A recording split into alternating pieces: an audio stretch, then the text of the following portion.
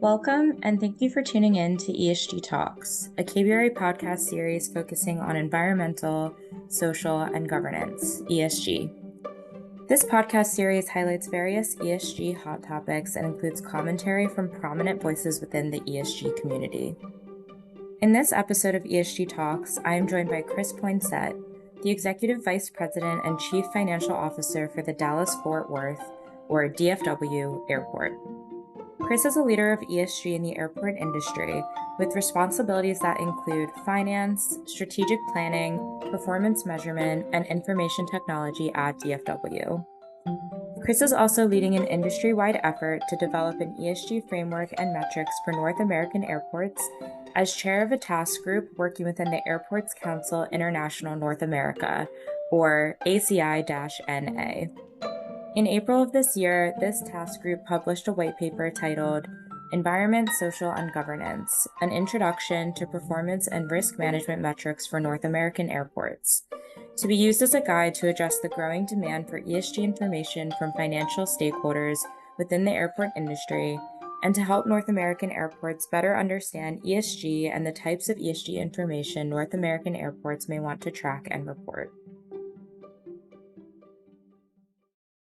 Hi, everyone. This is Arianne Schreier from KBRA's ESG team.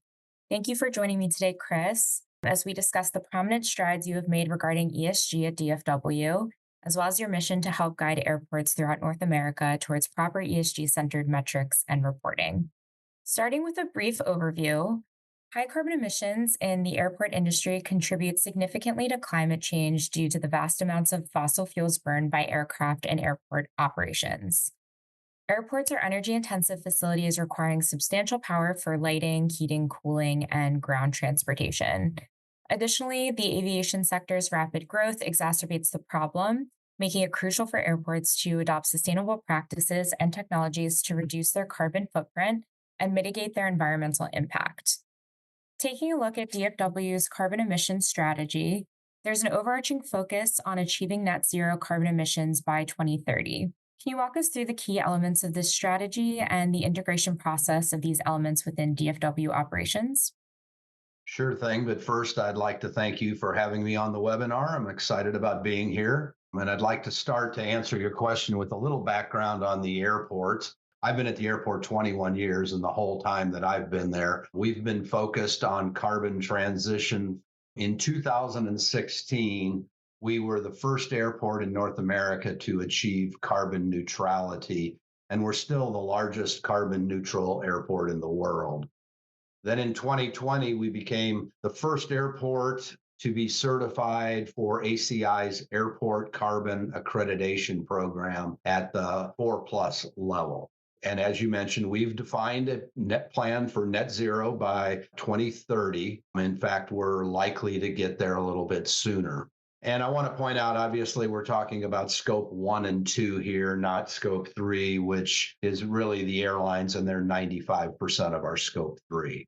As we sit here today, we're at 81% carbon reduction from our baseline in 2010. And we have a twofold approach or plan to get to net zero. First, we want to construct and operate a new electric central utility plant, and I'll call that a CUP from now on. And second, relates to our fleet transition plans to renewable energy sources. So with respect to the ECUP, it's under construction right now. It'll be operational next year, and it will operate on 100% electricity. We believe that once it's tested and operational for a year, that will actually be at net zero per the ACI definition, or at least we're going to be very close. So the second component, which will just be icing on the cake, if you will, or get us over the final hurdle, will be the zero emissions blueprint that we have, which prioritizes the replacement and conversion of our fleet of 1,000 vehicles to renewable sources. And that implementation of that plan is really based, as each decision comes, on available technology, operational necessity, and the cost at that time to convert. I am the CFO. I still want to know what it's going to cost. And then an example of our first phase of that will be pickup trucks. It represents about 25% of our fleet emissions. So that'll be a big first step. And we're moving forward with that now. Briefly, a fun fact here, a very high percentage of our fleet today and 100% of our buses are CNG, but 82% of our total CNG usage today comes from renewable RNG sources. So we're pretty proud of that. That sounds great. Thank you. So, you touched on transitioning to renewable energy sources as part of your strategy towards net zero carbon emissions. And I know you briefly just mentioned, but if you could talk about the milestones that you've reached so far, and have there been any significant challenges that come to mind as you've reduced DFW's reliance on fossil fuels? Well, in addition to the stats I mentioned above, 100% of our electricity today is purchased from renewable sources, and we use wind. And 69% of all energy used on the airport is from renewable sources. And that's juxtaposed against the 80 plus percent I mentioned for vehicles. So all sources, 69%. With respect to challenges, our probably two biggest challenges. First, our electricity requirements are going to double in the next 5+ years due to additional facilities, more passengers, and the probable electrification of rental cars and our fleet. And second, as most folks are aware, the Texas grid has been challenged in the past and is, still something we have a concern about. So we've really taken two resiliency measures. And although our current Cump and the E-Cup will be 100% electric, we do have a backup plan. Interestingly enough, using jet fuel.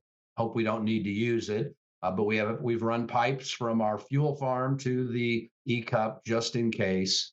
And then we did have to use this a couple of years ago during the big Texas ice storm, and it enabled us to be the only airport in Texas to remain open. So we feel like that's a good resiliency measure. And secondly, we are investigating on-site battery storage and planning to test a microgrid for the rental car facility coming up in the next 12 to 18 months. So, moving on from environmental topics, I'd like to ask you a bit about DFW's management of social issues. DFW places a strong emphasis on community engagement programs as a critical aspect of its operations and sustainability efforts. Can you talk about why maintaining positive relationships with the surrounding communities and supporting the local workforce is so important for DFW, and maybe touch on some of the initiatives you employ to get the community actively involved?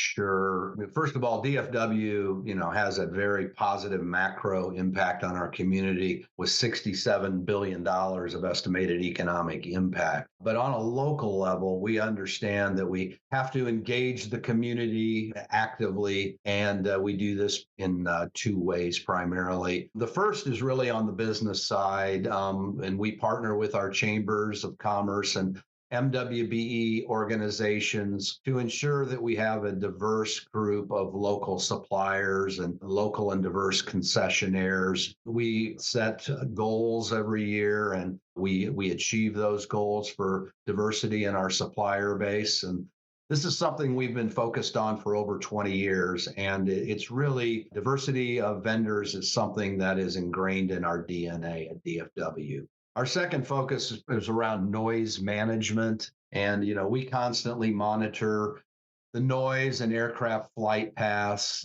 We work with our local communities to promote compatible land development around the airport. And we keep local communities and leaders apprised of the operational changes that could affect their community. So it's very much of a initiate this early and often and avoid problems after the project starts, for example, a runway.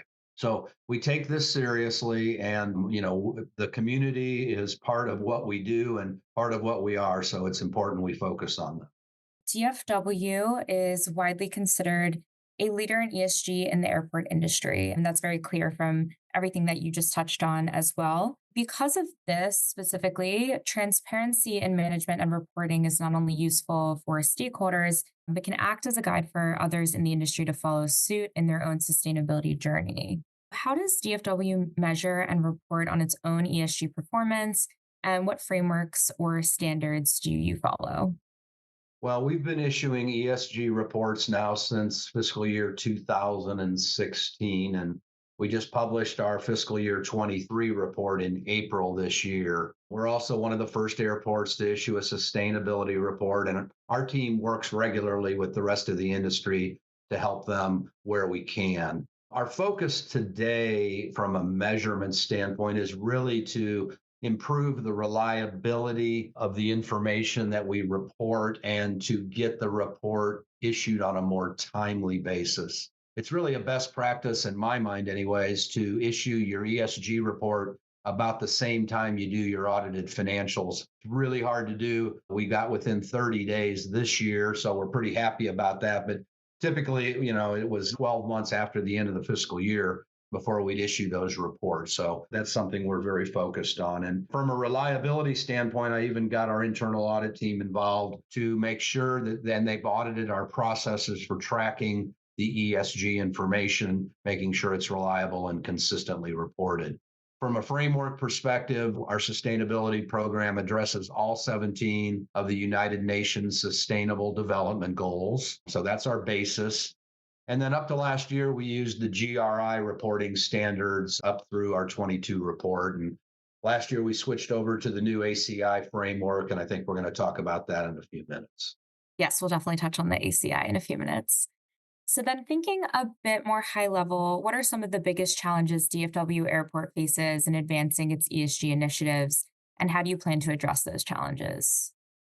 Well, I've already addressed some of the resiliency challenges in a previous question, but I think from a sustainability standpoint, one of our biggest challenges really is the growth of the region and the growth of the airport. And this could get quite technical. I'm a CFO, not an environmental engineer, so I'll just keep this real high level. But DFW is one of the fastest growing MSMAs in the country, and we're actually first in job creation.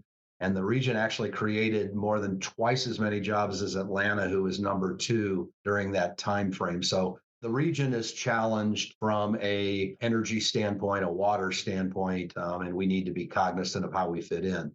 From an airport standpoint, we've been growing substantially. From a passenger standpoint, we're growing at a 6.5% clip over the last 3 years, and we're projecting to be over 100 million passengers in 2028, up from 72 million in 2022. So as we look at our carbon, energy, waste management, water, and biodiversity issues, we really consider this growth. And we have an executive team, an executive council that reviews our facility plans and approves new projects. And we've incorporated many of those strategies into our new strategic plan, which we'll be releasing in October. I'd like to switch gears a little bit and talk about the DFW Capital Program. So I was wondering if you could provide an overview of the program and its primary objectives. I think it would also be interesting for our listeners to learn, about the total budget allocated for the program, what are some of the primary sources of funding, how the airport plans to manage and allocate those funds across various projects within the program.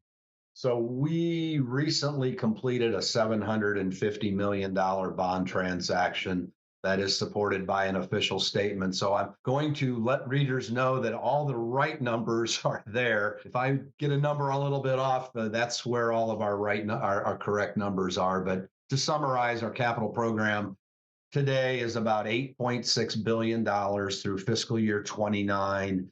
And we anticipate that about 78% of that is going to be financed with debt and the remainder with cash and grants. We have two big programs as part of the capital plan.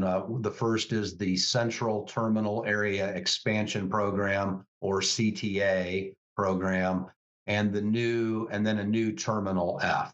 And the CTA budget totals approximately 3.1 billion and has lots of elements to it, but the primary elements are the tear down and reconstruction of Terminal C, which is 50 years old now. We're celebrating our 50-year anniversary right now. And then it will also add 9 new gates, on two new piers, one on Terminal C and one on Terminal A.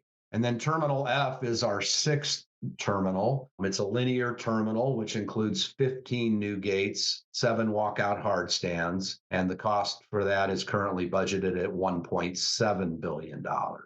So we're pretty pleased that we're 64% under contract on our major capital projects right now, and we'll be 92% under contract by the end of 25. So, we're getting to the point where inflation risk is being minimalized, and we're very pleased about that. But one other thing on this, I'd like to point out that the central terminal area and Terminal F are going to be constructed using the innovative modular construction methodology we developed for the high sea gates a couple of years ago. And this reduces risk, time, and cost. And time and cost are cut by 25 to 30%.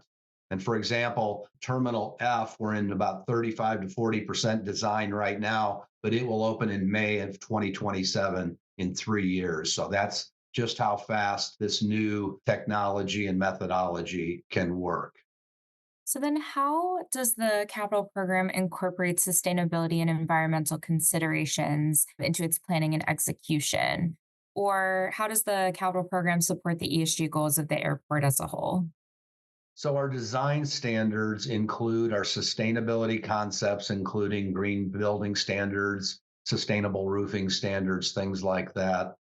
However, people may say, well, do you get LEED certified? And the answer to that is no, we don't. We found that we can achieve most of all the sustainability goals without applying for LEED and going through all the technical process to do that. So we've chosen not to do that. To ensure sustainability and resiliency on our new terminals, we began using digital twin technology, which ties our assets to the as-built drawings and our systems within the terminals to our maintenance and utility usage records. And this ensures that we're able to optimize maintenance and environmental comfort in our terminal. And for example, our new terminals include dynamic smart glass, which tints when the sun's out and allows more light through when it's cloudy or dark. And the plan is for the digital twin to actually automatically adjust the tinting, not only when due to the ambient light, but also due to how many people are in the terminal, how warm it may be in there right now, or how cool it may be there. Additionally, we'll be monitoring our assets and our systems on a real-time basis.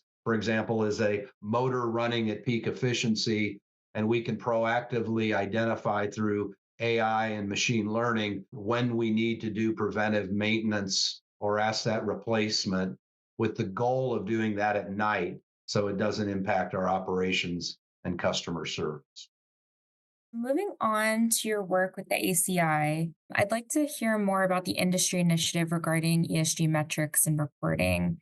So, what prompted the creation of this white paper, and what specific needs or gaps does it aim to address in the context of North American airports?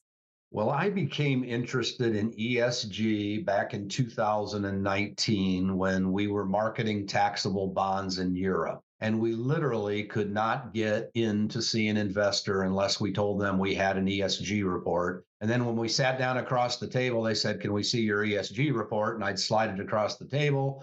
And then they said, "Okay, now we can talk business." And then over the years, I've noted that investors have started to ask a lot more ESG questions. And when your investors are asking those questions, it really became obvious to me as a CFO that we had to take this seriously, especially from a disclosure standpoint. In addition, the 4 rating agencies have developed their own ESG rating methodologies. And although they have not changed any ratings due to ESG evaluations to date on North American airports, it's possible that could happen in the future. And then talking with insurers, I also learned that they're asking ESG questions. So I started to do a little research, and I learned that there's over 600 different ESG frameworks in the world today, and absolutely none of them apply to US airports.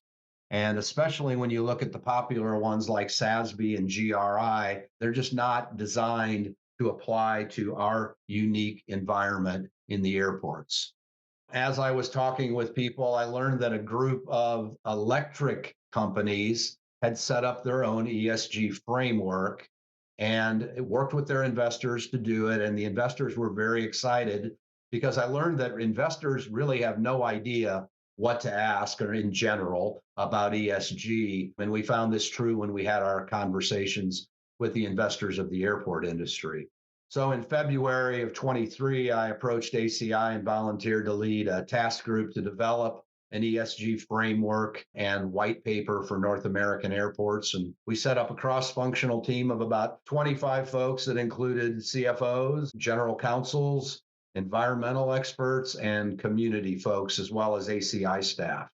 We began meeting in March of 23, and we published the framework and white paper in April of 24. And I was really pleased that we were able to get that all done in 1 year.